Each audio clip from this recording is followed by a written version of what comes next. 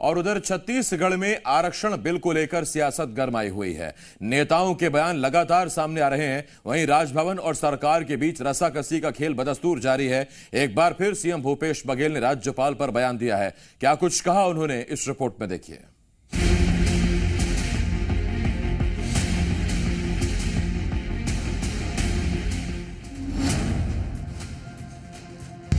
आरक्षण बिल को लेकर जारी बयानबाजी। सीएम बघेल ने राज्यपाल पर दिया बयान।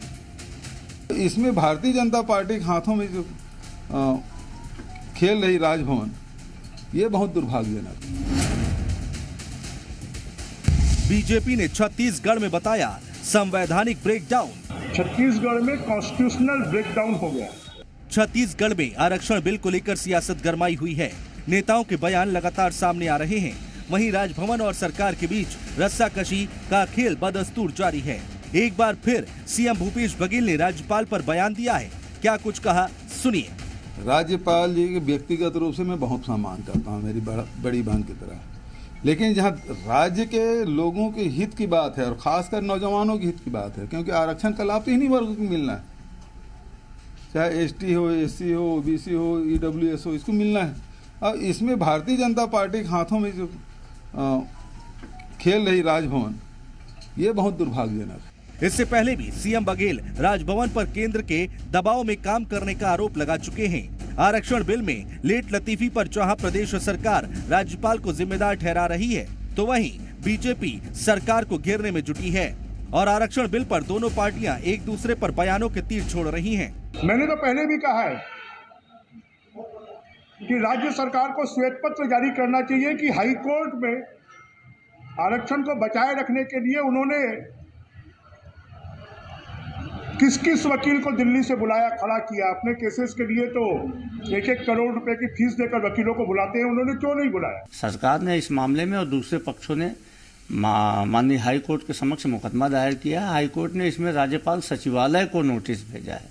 निश्चित तौर पे जब संवैधानिक स्थिति बनेगी तो उसका अनेक स्तर पे व्याख्या होगी। क्योंकि हाई कोर्ट में मामला चल रहा है, हाई कोर्ट ने नोटिस भेजा है और इसका जवाब जब राजभवन से हाई कोर्ट को जाएगा तो उसमें उचित निर्णय लिया जाएगा। छत्तीसगढ़ में आरक्षण के मुद्दे पर फिलहाल जमकर राजनीति देखने को मिल रही है। सवाल यही है कि आखिर कब ये बिल कानून में तब्दील होता है और कब जनता को इसका लाभ मिलता है। ब्यूरो रिपोर्ट, जी मीडिया। रजनी ठाकुर, जी मीडिया संवाददाता, इस वक्त इस बड़ी खबर पर हमारे साथ रायपुर से जुड़ रही हैं। रजनी, इस रस्साकसी का, इस विवाद का या इस तकरार का जनता को क्या फायदा है?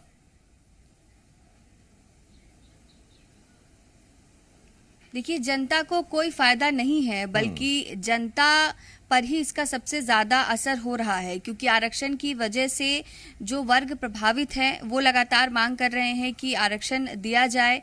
भर्ती प्रक्रियाएं रुकी हुई हैं, परीक्षाएं रुकी हुई हैं, रोजगार पर इसका असर पड़ रहा है, युवाओं पर असर पड़ रहा है। लेकिन दूसरी तरफ निराशा इस बात से भी है कि इस आरक्षण के मसले पर जो इस वक्त खींचतान चल रही है राजभवन और सरकार के बीच, ये खींचतान खत्म कब होगी और इसका हल कब निकलेगा, इसका भी कोई जवाब नहीं मिल पा रहा है। संविधान के अनुच्छेद 361 के तहत ये साफ है कि राज्यपाल किसी भी विधेयक को लेकर न्यायपालिका के प्रति जवाबदेह नहीं है, और यही वो अनुच्छेद है जिसकी वजह से पेच फंसा हुआ है। क्योंकि विशेष विधेयक जो कि आरक्षण को लेकर सरकार ने विधानसभा में पास किया, वो इस वक्त राजभवन में रुका हुआ है। इसको लेकर अब मामला फिर से हाईकोर्ट में गया। जब सरकार की तरफ से कपिल सिब्बल ने पैरवी की, उन्होंने दलीलें दी, उसके बाद हाईकोर्ट ने राजभवन सचिवालय को नोटिस भेजा कि आखिर आरक्षण पर जो विधेयक है वो क्यों रुका हुआ है।